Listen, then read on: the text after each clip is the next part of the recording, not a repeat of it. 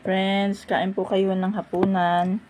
Ang anak ko po ay kumakain ng longta, okra, tomatoes. Meron po siyang malaking bihod ng malaking isda. Ano sa English ang bihod? Yan gayong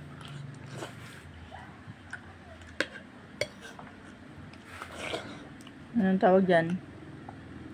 English sa bihod? Ha? Yung English sa bihod, yung parang pansosyal na English.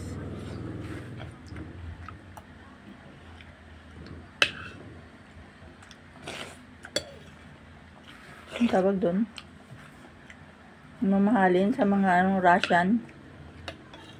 Yun. Bihod. Yung eggs ng isda.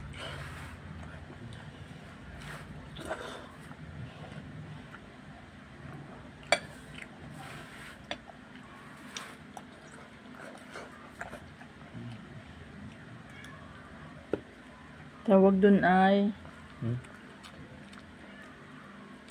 para bagang social, yung bilog-bilog daddy. Anong tawag dun? Tanda ko na tayo kaya hindi ako makaalala.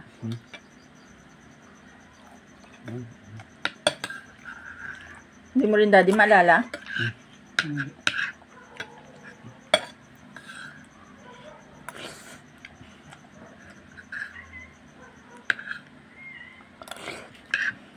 Itlog ng sturgeon.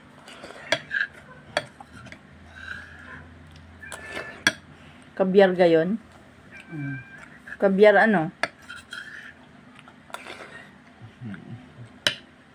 kailangan yan ay di yung malaking isda. At saka hindi naman yan yan ay nasa loob pa ng sack. Yung dun sa kabyar ayun yung mga bilog-bilog. Makinang na parang mga maliliit na bola. Sarap daw yun. Bumili lang gayon si Steven Bancel. Ang liit lang ng lagayan. Parang kasing laki nito sa Oil of Olay. Itong ganito kalaki 10,000 yata kung magkano daddy. Okay na anak, tapos na. Okay, kumain na po anak ko. Love you. God bless, salamat po.